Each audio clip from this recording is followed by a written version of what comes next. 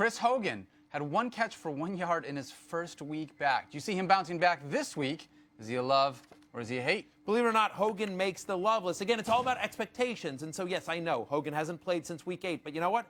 He played 89% of his snaps in his first game back from that shoulder injury. And at the time Hogan was injured in week 8, right, he was a top 10 wide receiver in terms of total points. He was wide receiver 19 in terms of fantasy points per game. At least 5 targets in 8 of the 9 games he played this year, including last week at Miami. He almost had a touchdown if he could have got that second foot in. I expect smoother sailing ahead for Chris Hogan in what should be a shootout against the Steelers. He's on the love list. Who's next?